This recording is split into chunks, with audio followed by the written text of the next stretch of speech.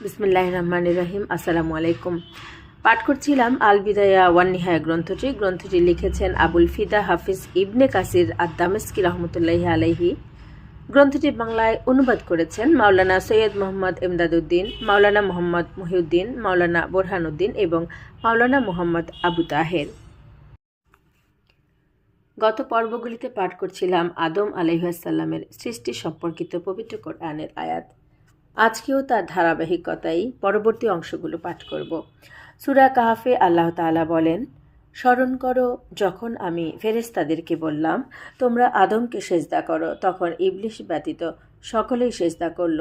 সে জিনদের একজন ছিল, ফলে সে ইচ্ছাকৃতভাবে হঠকারিতা ও অহংকার বশত আল্লাহর আনুগত্য থেকে বেরিয়ে যায়।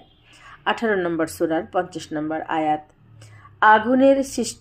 আগুনের সৃষ্টি হওয়ার কারণে তার স্বভাব এবং তার মন্দ উপাদানই তাকে এ অধঃপতনের মুখে ঠেলে দিয়েছিল।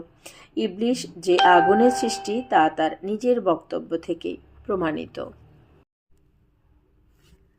তাছাড়া সহিহ মুসলিমে আয়েশা রাদিয়াল্লাহু আনহু থেকে বর্ণিত এক হাদিসে আছে যে রাসূলুল্লাহ সাল্লাল্লাহু আলাইহি ওয়াসাল্লাম বলেছেন, ফেরেশতাগণকে নূর থেকে সৃষ্টি করা হয়েছে আর জিনদেরকে সৃষ্টি করা হয়েছে ধোঁয়াবিহীন অগ্নিশিখা হতে, এবং আদমকে যা দিয়ে সৃষ্টি করা হয়েছে তা তো তোমাদের কাছে বিবৃত হয়েছে।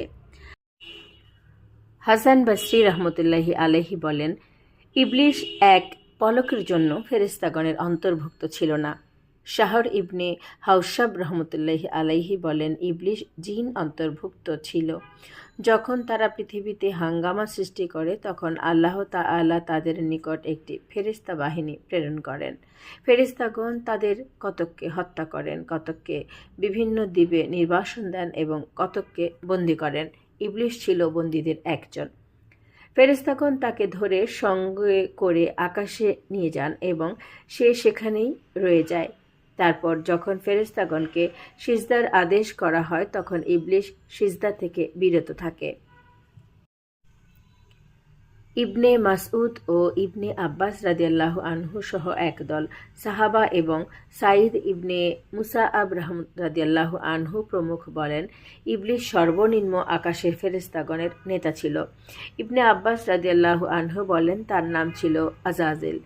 হারিস রহমতুল্লাহি আলাইহি থেকে বর্ণিত এক বর্ণনায় আছে যে আবু কারুদুস নাক্কাস রহমতুল্লাহি আলাইহি বলেন, ইবনে আব্বাস রাদিয়াল্লাহু আনহু বলেছেন, ইবলিস ফেরেশতাগণের একটি গোত্রের অন্তর্ভুক্ত ছিল যাদেরকে জিন বলা হতো। এরা জান্নাতের রক্ষণাবেক্ষণে